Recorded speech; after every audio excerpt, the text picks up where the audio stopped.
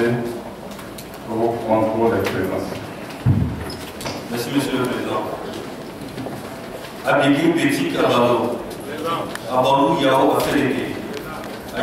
Aboku Koswamana Félicité. Alonou Koku. Amidjokwe Akwasiwa Olivia. Amidjokwe Imana 2001. La question est bien posée, mais la réponse dit le décret de 2001, au-delà de sa mission de prévention du sujet, je pense que le décret avait créé un organe qui jugeait et condamnait. Ce n'est pas le décret qui jugeait et condamnait, à mon avis.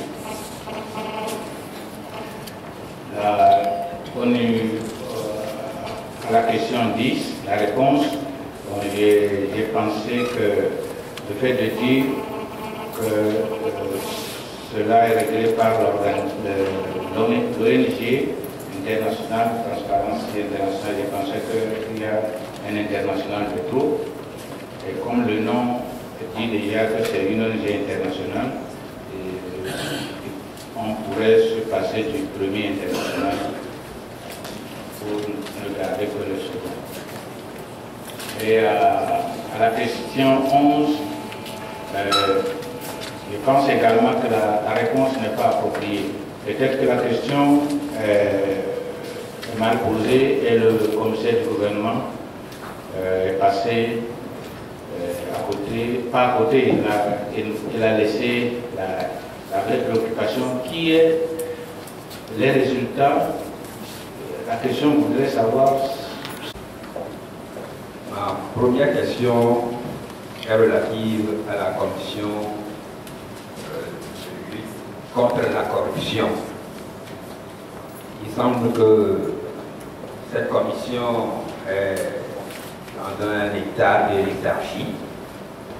Et je voudrais qu'on nous explique un peu ce qui justifie cet état de choses.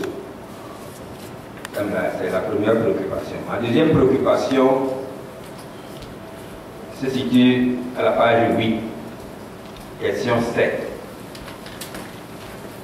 Bon, la réponse à la question 7 dit que le seul texte qui existe en la matière, c'est le texte qui crée la commission de lutte contre la corruption.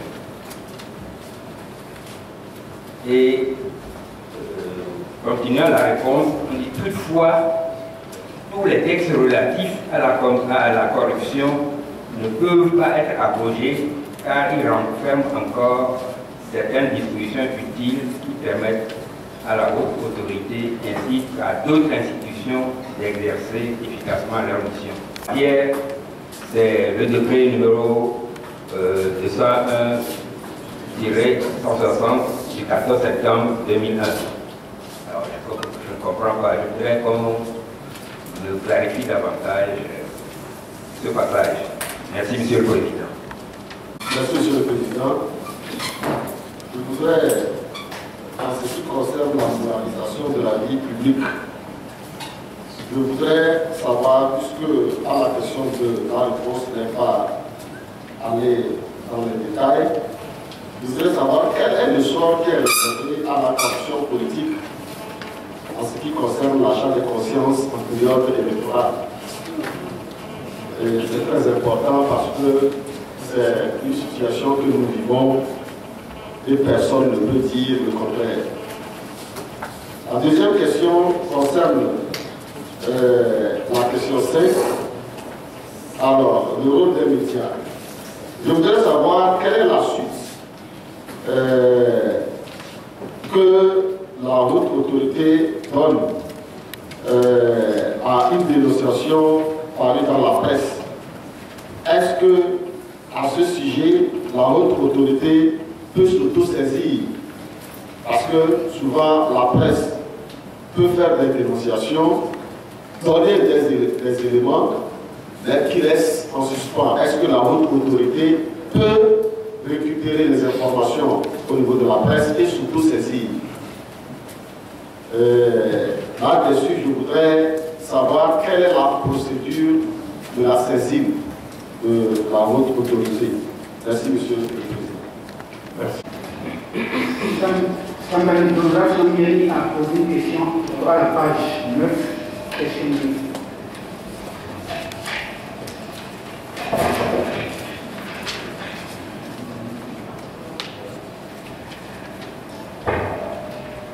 D'après l'honorable Sambiani, la question est bien posée, mais la réponse me semble insuffisante, si j'ai bien pris note.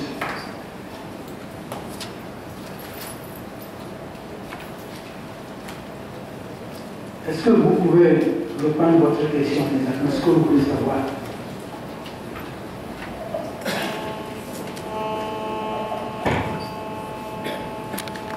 Merci, Monsieur le Président. Je voudrais d'abord, Monsieur le Président, vous remercier très sincèrement, vous et les membres de votre bureau, ainsi que les honorables députés présents à cette séance, pour l'énorme travail que vous abattez en vue de doter notre pays d'un éventail de textes de loi par les études et les adoptions que vous possédez, en passant beaucoup de temps dans cette enceinte. Et aujourd'hui, l'opportunité m'est donnée pour la première fois d'être devant votre représentation nationale dans le cadre de l'étude et de l'adoption de ce projet de loi qui est d'une haute importance pour le gouvernement. Donc je voudrais vous remercier très sincèrement pour cette occasion. Bien évidemment, j'ai quelques compléments de réponse à apporter aux diverses préoccupations soulevées par les honorables députés. En ce qui concerne la question 11, s'agissant des résultats, je crois qu'il faudrait insister sur cet aspect de prévention et de répression. Parce que ce qui est attendu de la haute autorité, cela va au-delà du rôle traditionnel de prévention tel que l'acception juridique le prévoit, et du rôle de répression. En prenant le terme prévention, nous avons deux acceptions. Et la haute autorité sera chargée de mettre en œuvre cette prévention sous ces deux acceptions. La première acception, c'est l'acception juridique. Prévenir, ça veut dire prévoir une infraction. Parce qu'il faut prévoir avant de pouvoir réprimer. C'est pourquoi il y a la maxime latine qui dit nullum crimen sine lege, nulla poena sine lege. Il n'y a pas de crime sans loi, il n'y a pas de peine sans loi. Ça, c'est l'acception juridique de prévenir. Mais il y a prévenir au sens littéraire, c'est-à-dire mettre en œuvre tout ce qui est possible pour conscientiser les gens, pour aider les gens à se responsabiliser par rapport à une situation. Et donc, quand cette haute autorité sera mise en place, il y a cet aspect d'éducation, de pédagogie dont elle va s'occuper. Donc en fait, c'est ce qui est attendu d'elle. Donc elle va beaucoup plus au-delà de ce rôle traditionnel de prévention juridique et de répression, qui ne sera pas nécessairement son niveau, puisqu'il y a les organes judiciaires qui seront chargés de réprimer. Donc, la fin de l'opéralisation de cette haute autorité doit conduire à ce résultat, de conscientiser, de prévenir, de dire quels sont les comportements qui sont répréhensibles, et puis après, de faire en sorte que l'organe judiciaire qui est en place puisse réprimer.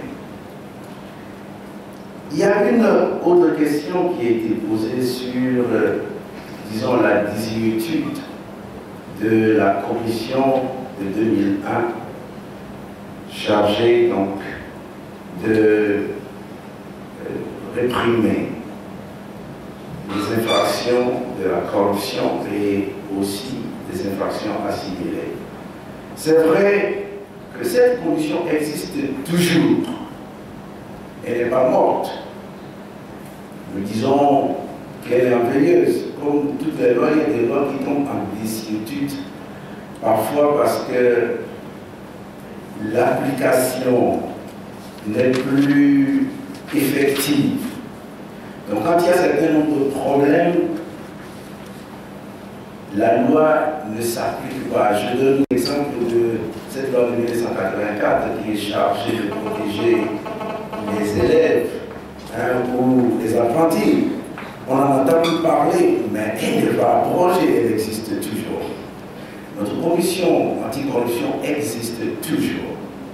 Mais c'est peut-être compte tenu de certains problèmes de pratique qu'elle n'est plus active comme au début. Donc je voudrais rassurer.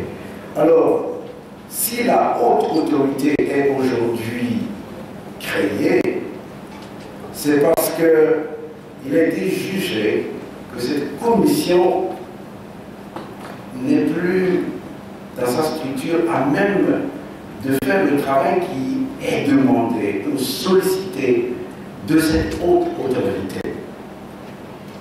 Évidemment, quand une alliance n'est plus bonne, il faut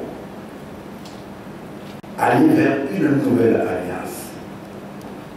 Donc il faut améliorer le cadre d'action.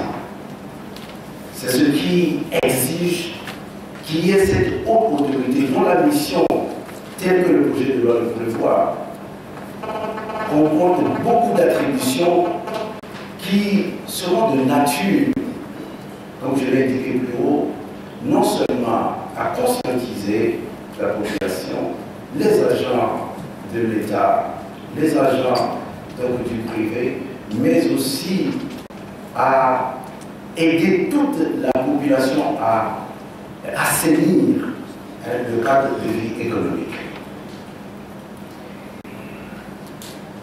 Il y a une question qui a été posée relativement à l'achat de conscience en période électorale. Est-ce que la haute autorité est aussi habilitée ou sera-t-elle capable d'aller vers la poursuite ou la répression de ces genres de comportements?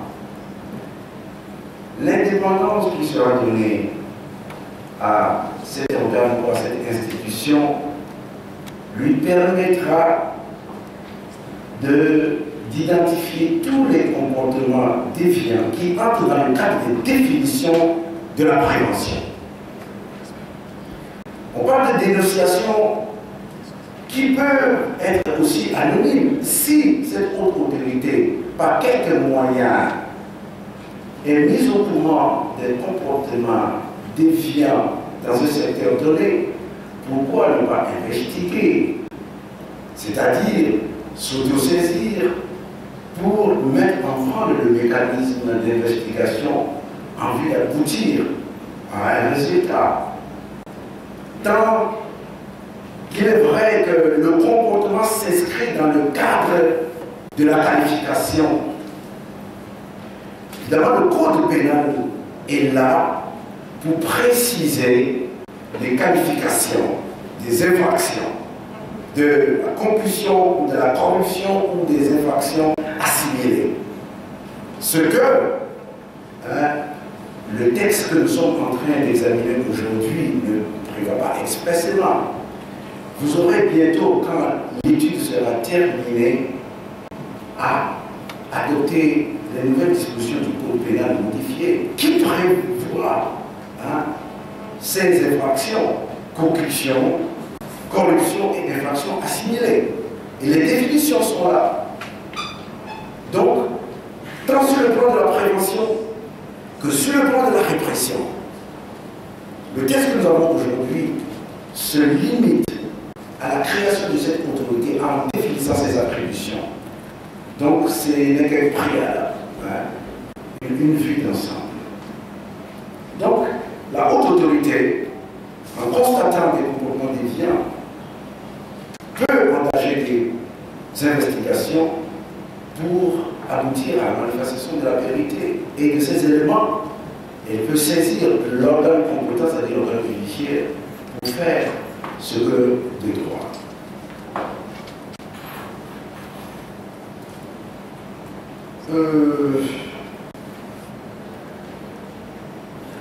Je ne sais pas s'il y a encore un complément de réponse. À mon avis, la réponse à la question numéro 9 est mal rédigée. La commission créée par le décret 2001 était chargée, et ce sera aussi le cas de la haute autorité, d'investiguer, de rechercher s'il y a des présomptions sérieuses de corruption qui pèsent sur quelqu'un, un individu. Mais elle n'a pas compétence de juger elle-même. Elle doit saisir les cours des tribunaux compétents. Mais donc, voilà, je pense que la formulation, la réponse à la question n'est pas la meilleure ici. Donc il faut revoir avec le conseil de gouvernement et reformuler cette réponse-là. Ce n'est pas la commission qui juge. Elle fait des investigations. Et s'il y a présomption sur un individu, elle laisse le dossier devant les cours. Et puis la question de l'honorable rapport sur la charge de conscience. Encore faut-il que pour démontrer, donner la preuve qu'il y a charge de conscience. Ce n'est pas chose facile. Vous savez, au plus tard, ce n'est pas chose facile. Et c'est en matière électorale, pendant la campagne électorale. Est-ce que c'est seulement pendant la campagne électorale qu'il y a charge de conscience? Je vous ai un doute. Ça peut y avoir affaire de conscience en tout lieu et en toute circonstance. Merci.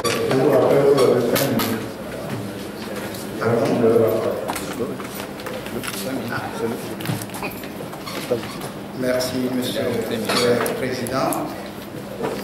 Monsieur le commissaire du gouvernement, chers collègues députés, la loi que nous examinons ce matin portant création de la haute autorité de prévention et de lutte contre la corruption et les infractions assimilées donne l'occasion de s'interroger sur les corrompus et les corrupteurs et ce qui favorise leur lien. La corruption couvre une vaste gamme de comportements et plusieurs secteurs: l'économique, le champ politique, les réseaux personnels, l'enrichissement personnel.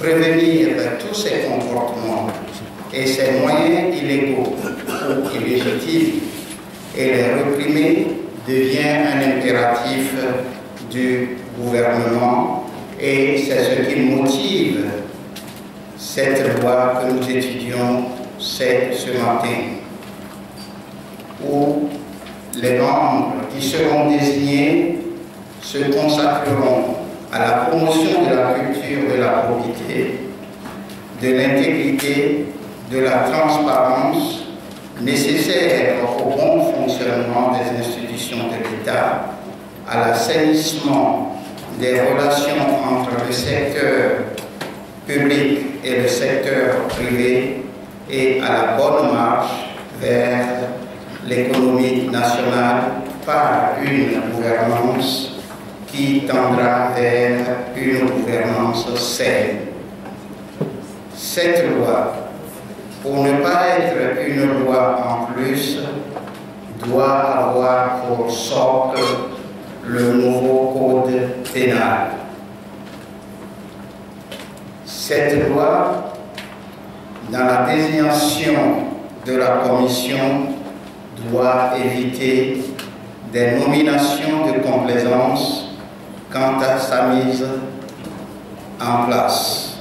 Rigueur, intégrité, probité morale, sens de l'éthique et de la responsabilité seront les critères d'éligibilité des membres si réellement nous voulons sauver l'économie nationale. Face au ravage de la corruption, le groupe parlementaire ANC votera favorablement cette loi. Je vous remercie. Merci, Monsieur le Président.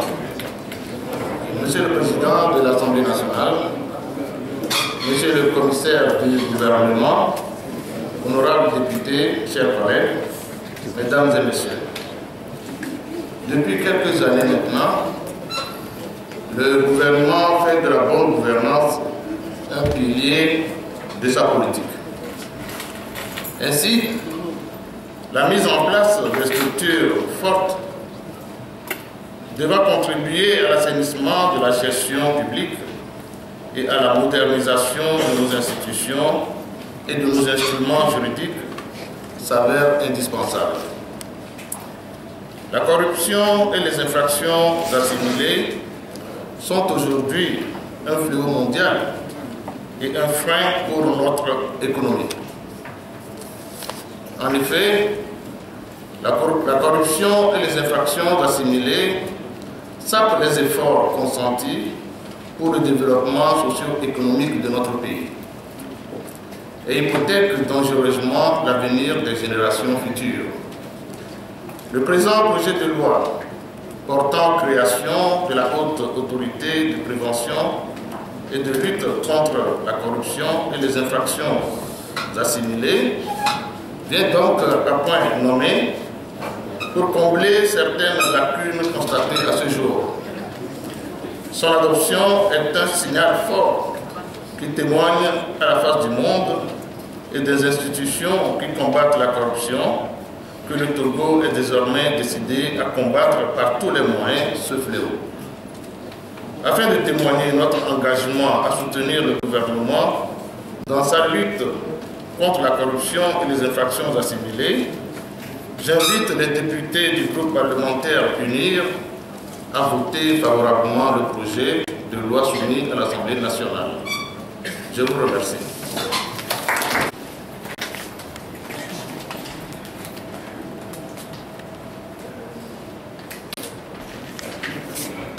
Contre.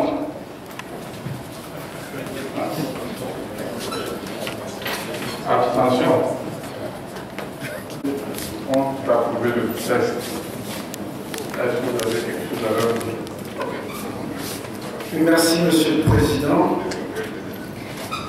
Monsieur le Président de l'Assemblée nationale, Mesdames, Messieurs les membres du bureau de l'Assemblée, Mesdames et Messieurs le Président, le rapporteur et les membres de la Commission des lois constitutionnelles, de la législation et de l'administration générale, honorables députés, distingués invités, Mesdames, Messieurs,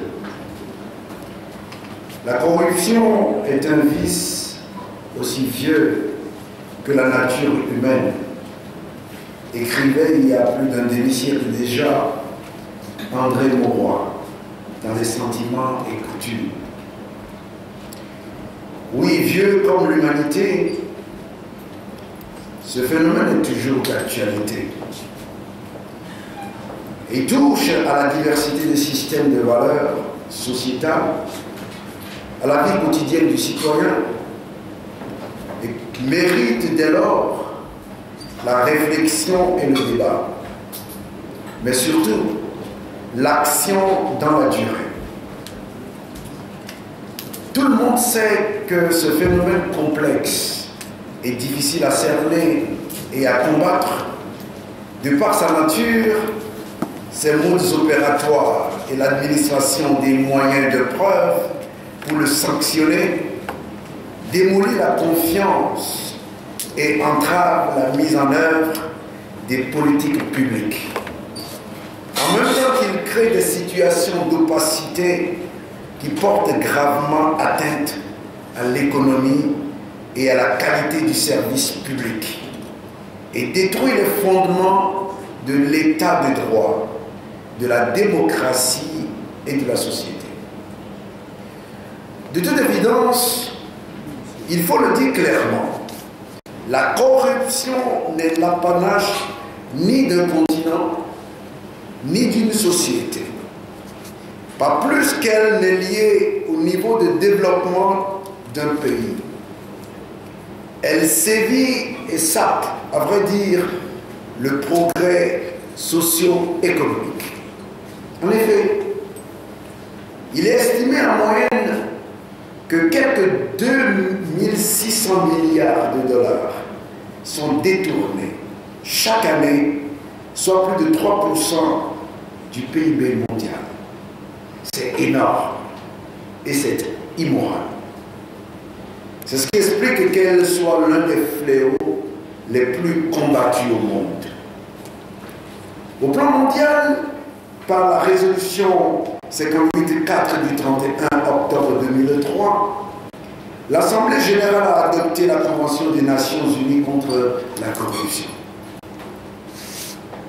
Au plan continental, 41 États membres de l'Union africaine adopté le 11 juillet 2003 à Maputo la Convention de l'Union africaine sur la prévention et la lutte contre la corruption, applicable aux actes de corruption active et passive dans le secteur public et privé.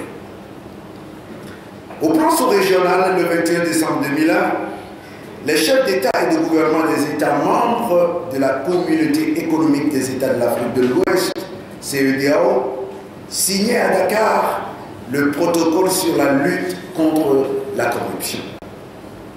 Alors si j'insiste sur la portée globale de ce fléau, des temps antiques et modernes, c'est pour dire qu'il n'est pas a priori aucune société humaine, aucune institution gouvernementale et non gouvernementale. Au fond, ce qui fait la différence entre les États, entre les sociétés, entre les institutions, ce sont les dispositions effectivement mises en œuvre pour prévenir et combattre la corruption par les actes.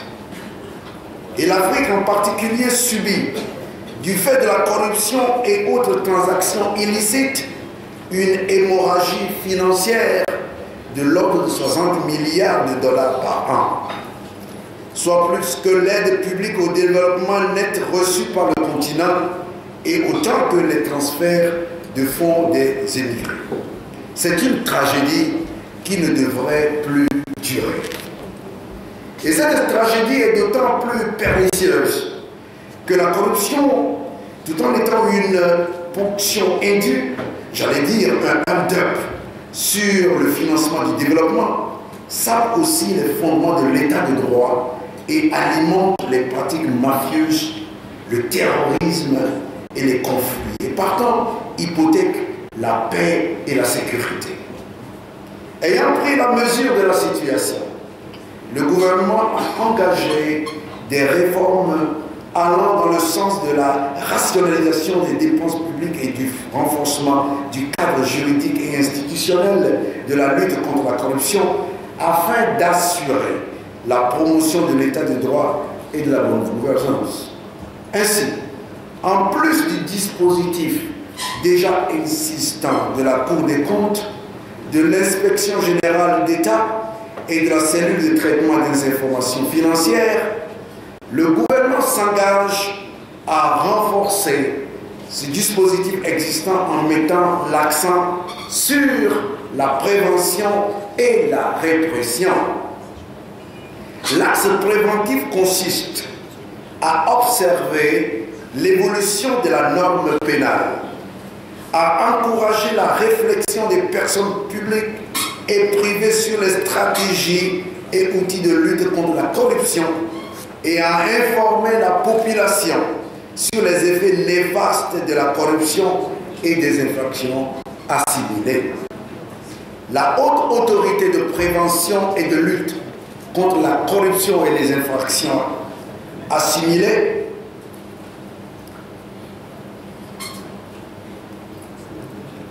dont vous venez de signer l'acte de naissance, remplit parfaitement cet objectif de prévention.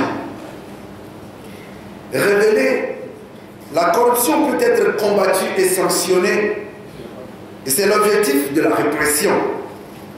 À ce sujet, les travaux du ministère de la Justice, dans le cadre du nouveau code pénal, ont introduit un solide et complet arsenal de répression de la corruption et des infractions assimilées. La réforme pénale en cours atteint donc cet objectif.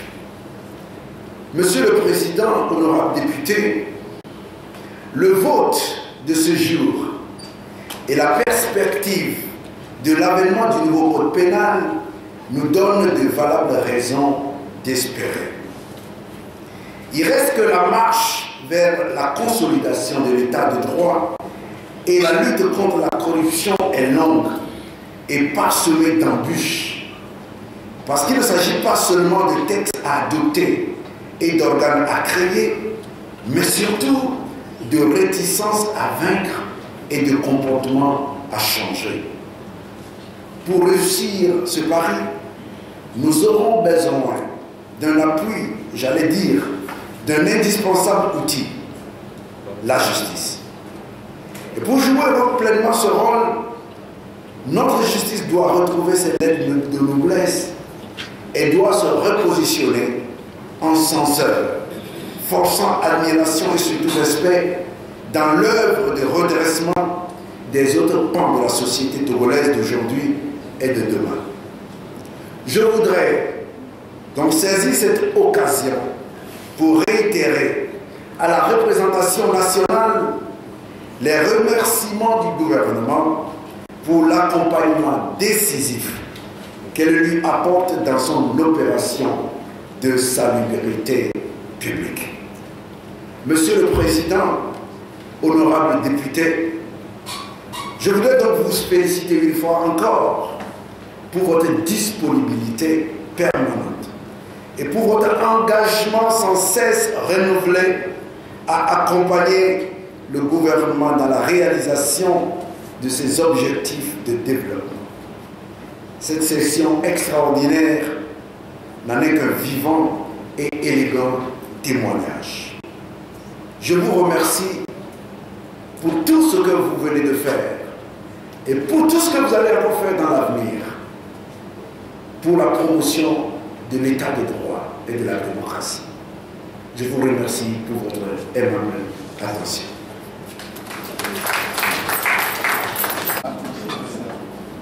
Oui, honorable section de la République, mesdames et messieurs les députés, monsieur le coordinateur national de la cellule Million Salin Caconte, messieurs les experts, mesdames et messieurs, nous voici au terme de nos travaux de ce jour qui sont sortis par le vote de la loi portant création de la haute autorité de prévention contre la corruption et les infractions assimilées. Aussi voudrais-je d'abord exprimer une félicitation à la Commission des lois constitutionnelles de la législation de l'administration générale, dont le travail en amont nous a permis d'aboutir aux résultats que nous saluons tous. Je me félicite également de l'accompagnement des fonctionnaires du ministère de la Justice et des relations avec les institutions de la République, ainsi que de l'expertise de la cellule Millennium Talent Caconte de la présidence de la République. Messieurs les ministres, chers collègues, comme vient de le dire le ministre, nous convenons tous que la corruption est un phénomène qui remonte assez loin dans l'histoire de l'humanité, assez loin. Mais il faut reconnaître que de nos jours, la question de la corruption a pris une telle ampleur qu'elle alimente tous les jours les conversations, les débats au marché. dans les ateliers, dans les administrations, à tous les niveaux de la vie sociale. Aucune société, aucun pays du monde au monde ne semble indifférent à ce mal très préoccupant, dont les effets au plan national, au plan international sont véritablement dévastateurs. On appelle au de vin, des sous de table, fausses, extorsion, etc. Qu'elle soit active ou passive, la corruption est, comme le disent certains, un véritable cancer qui ronge nos sociétés et n'épargne aucun secteur. Aujourd'hui, la complexité de l'organisation de la vie sociale, l'esprit de corruption, dans les compétitions, le désir du bien facile et le goût de l'investissement illicite, avec tout ça, le phénomène de la corruption a pris des formes et des proportions qui, si rien n'est fait, risquent de provoquer l'effondrement de la morale sociale, de l'évolution sociale aussi, de l'évolution économique et politique des sociétés. La préoccupation dont elle est l'objet à l'échelle mondiale impose une action collective et efficace des États et de la communauté internationale. D'où l'institution de la journée mondiale de la lutte contre la corruption et est célébrée chaque année le 9 décembre. Chaque génération doit donc impérativement s'investir dans la lutte contre ce fléau qui grandit les sociétés. Aussi, les parlements, en tant qu'expression de la volonté populaire, doivent-ils prendre leur part dans cette entreprise de salut public. L'Assemblée nationale de nos collègues doit aussi jouer sa partition, ce que nous venons de faire, non seulement par le vote de la loi, mais aussi par l'exemple et par la sensibilisation dans le cadre de sa mission de représentation nationale. Monsieur le ministre, je voudrais saluer ici l'engagement et la détermination du gouvernement congolais à poursuivre la lutte contre la corruption sous l'impulsion du chef de l'État, fort et solidement assigné. En effet, la lutte contre la corruption ne date pas d'aujourd'hui au Togo. La création de la Commission nationale de lutte contre la corruption et le sabotage économique par décret 2001-095 du 9 mars 2001 est la preuve que ce mal a toujours été un sujet de préoccupation pour le gouvernement congolais. Les travaux de ce jour nous ont offert l'opportunité de poser un jalon supplémentaire dans cette détermination collective de poursuivre le combat, de faire aussi conformément aux obligations auxquelles notre pays a souscrit en ratifiant la Convention des Nations Unies contre la corruption, ainsi que celle de l'Union africaine sur la prévention et la lutte contre la corruption. Cependant, mesdames et messieurs, la lutte contre la corruption ne peut avoir un impact et un contenu concret et positif que si elle s'inscrit dans un cadre juridique adéquat, qui prend en compte les contours et l'évolution moderne de ce domaine. La loi portant création de la haute autorité de prévention contre la corruption et les infractions assimilées, qui embrasse les deux volets de la lutte contre la corruption, à savoir la prévention et la prévention, est sans doute un instrument juridique qui vient à point nommé pour aider notre pays à faire face à ce défi. En effet, cette loi comporte toutes les caractéristiques pour être à la hauteur du phénomène qu'elle est appelée à combattre. Toutefois, il faut le dire, mesdames et messieurs, au-delà de la loi, la réussite de la lutte contre la corruption dépend de chaque individu, de sa volonté de changer réellement de mentalité et de pratique. C'est à ce prix que nous pouvons réellement inspirer d'éradiquer ce phénomène dans notre société et partout ailleurs. Monsieur le ministre, chers collègues, mesdames et messieurs, avant de clore mon propos, je voudrais renouveler mes remerciements à toutes celles et à tous ceux qui, à des degrés divers, ont œuvré